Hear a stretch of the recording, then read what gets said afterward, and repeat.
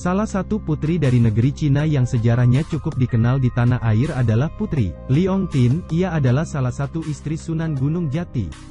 Kisah ini berawal dari perjalanan yang ditempuh Sunan Gunung Jati dari Mesir menuju Pulau Jawa. Selama perjalanannya ia melakukan dakwah menyebarkan agama Islam di wilayah yang disinggahinya. Termasuk di negeri Cina, beliau tinggal beberapa lama di Cina. Di sana beliau dikenal sebagai orang pandai dalam ilmu pengetahuan maupun pengobatan. Putri Li Ongtin merupakan anak dari Kaisar Honggi dari masa dinasti Ming, yang rela menempuh perjalanan ke Jawa demi menjadi istri Sunan Gunung Jati. Pada masa itu pula, penyebaran agama Islam sudah sampai ke Cina. Hingga pada suatu waktu Syarif Hidayatullah dipanggil ke istana. Sementara itu, Kaisar menyuruh putrinya yang masih gadis, Li Ongtin, mengganjal perutnya dengan baskom kuningan, sehingga tampak seperti orang hamil. Kemudian duduk berdampingan dengan saudarinya yang memang sedang hamil 3 bulan. Syarif Hidayatullah disuruh menebak mana yang benar-benar hamil. Syarif Hidayatullah menunjuk Li Ongtin. Kaisar dan para pembesar istana pun tertawa. Jawaban sang Sunan adalah Putri Li Ongtin sedang mengandung.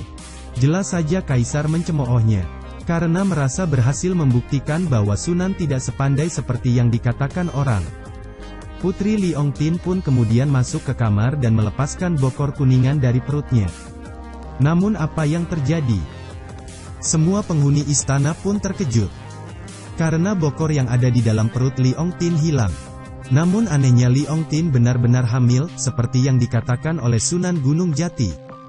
Keanehan itulah yang menyebabkan Putri Li Ongtin jatuh hati pada sang Sunan. Kepada ayahnya, Putri Li Ongtin mengungkapkan keinginannya untuk menyusul ke Jawa dan menikah dengan Sunan Gunung Jati.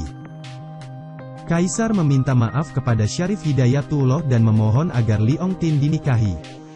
Kemudian Putri Li Ongtin menyusul sang Sunan ke Pulau Jawa dengan dikawal 100 awak kapal. Setibanya di sana ia tidak langsung dinikahi oleh Sunan Gunung Jati, karena dalam Islam haram hukumnya menikahi wanita hamil. Sebelum dinikahi sang putri harus menjalani syarat, yaitu ia dan pengawalnya untuk masuk Islam. Syarat itu pun dipenuhi dan menikahlah mereka Putri Li Ongtin dan menjadi istri kedua Sunan Gunung Jati. Dari pernikahan ini Putri Li Ongtin dikaruniai seorang anak dan diberi nama Pangeran Kuningan. Tetapi bayi itu tidak dirawat oleh Sunan Gunung Jati dan Putri Li Ongtin. Anak itu dirawat Ki Gede Lurung Agung, salah satu murid Sunan Gunung Jati. Tetapi belum genap setahun usianya telah meninggal dunia. Meskipun mualaf dan datang dari jauh, Putri Li Ongtin dapat diterima masyarakat Cirebon. Dalam menjalankan ibadah pun ia tidak mengalami kesulitan. Putri Li Ongtin pun tidak berumur panjang. Tak lama setelah melahirkan ia jatuh sakit. Sunan Gunung Jati begitu setia mendampingi dan merawatnya. Itulah mengapa Putri Li Ongtin diberi nama Laras Sumanding, karena ia selalu disanding oleh Sunan Gunung Jati. Hanya 2 tahun ia mendampingi Sunan sebelum akhirnya wafat. Jejak peninggalan Putri Li Ongtin terlihat jelas di komplek pemakaman Astana Gunung Jati. Dahulu Putri Li Ongtin datang ke Cirebon dengan membawa 3 kapal layar. Kapal-kapal itu tak hanya berisi pengawalnya namun juga keramik cantik buatan Cina sebagai buah tangan. Makam Putri Li Ongtin berada di komplek pemakaman Keramat Sunan Gunung Jati Cirebon.